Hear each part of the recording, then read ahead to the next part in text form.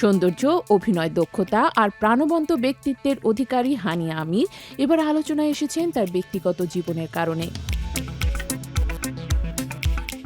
পাকিস্তানের জনপ্রিয় এই অভিনেত্রী ও গায়ক অসীম আজহারের সম্পর্ক নিয়ে নতুন গুঞ্জন উঠেছে। নেটিজেনরা বলছেন আসন্ন রমজানে তারা ঘরোয়া আয়োজনে বিয়ে করতে যাচ্ছেন।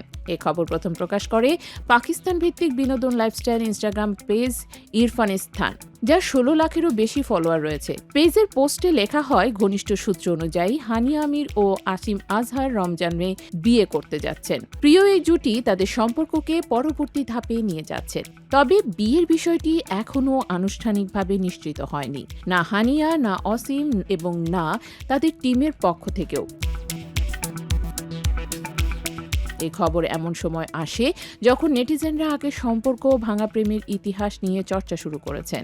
প্রসঙ্গত, হানিয়া ও অসীম একসময় পাকিস্তানি শোবিজের অন্যতম জনপ্রিয় জুটি ছিলেন।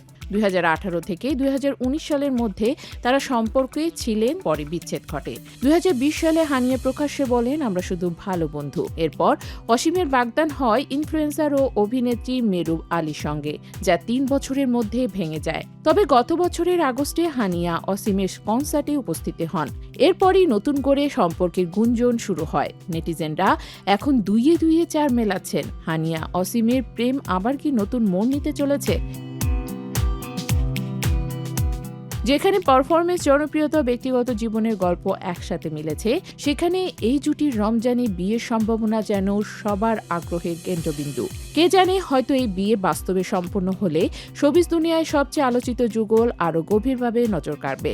নেটিজেনদের চোখ এখন কেবল একটাই, হানিয়া আমির ও অসীম আজহারের আনুষ্ঠানিক ঘোষণার দিকে। সত্যি কি রমজানে এই প্রেমের গল্প নতুন দিগন্তে প্রবেশ করবে, নাকি আবার শুধু গুঞ্জন হিসেবে শেষ হবে? সময়ই দেবে উত্তর।